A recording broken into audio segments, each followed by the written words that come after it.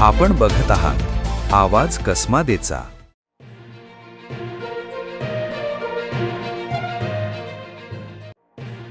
बागलाण तालुक्यातील विरगाव व किकवारी खुर्द येथील सोलर प्लांटमधून लाखो रुपयांच्या तांब्याच्या केबल वायर चोरी करणाऱ्या टोळीचा सटाणा पोलिसांनी पर्दाफाश केला आहे। या प्रकरणी 4 आरोपींना अटक करण्यात आली असून चोरीस गेलेला केबल वायर जाळून त्यातील तांब्याच्या तारा वेगळ्या केल्याचे तपासात निष्पन्न झाले आहे। पोलिसांनी चोरीतील तांब्याच्या तारा हस्तगत करून दोन्ही गुन्ह्यांची यशस्वी उकल केली आहे। सटाणा पोलीस ठाण्यात दाखल असलेल्या 2 स्वतंत्र केबल चोरीच्या गुन्ह्यांचा समांतर तपास सुरू होता। पहिला गुन्हा विरगाव येथील प्रोझिल ग्रीन एनर्जी लिमिटेड कंपनीच्या सोलर प्लांटवर घडला होता। 21 डिसेंबर 2025 रोजी मध्यरात्री ते 22 डिसेंबरच्या पहाटे दरम्यान अज्ञात चोरट्यांनी कंपनीच्या आवारातून सुमारे 2742 मीटर लांबीची लाल व काळ्या रंगाची तांब्याची केबल चोरी केली होती।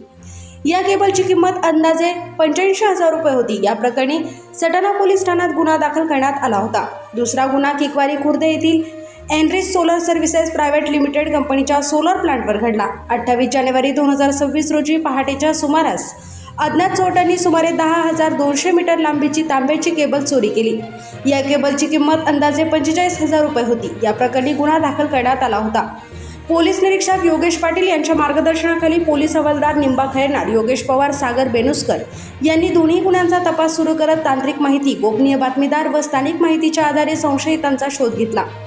तपासादरम्यान पोलिसांनी केशव गुलाब पवार वय 33 वर्ष राहणार चौगाव, विजय छोटू माळी वय 19 वर्ष राहणार चौगाव बर्डी, नितीन रमेश सोनवणे वय 22 वर्ष राहणार तळवाडे, आरिफ उस्मान शेख वय 41 वर्ष राहणार उर्दू शाळेजवळ सटाणा या 4 संशयित आरोपींना ताब्यात घेतले।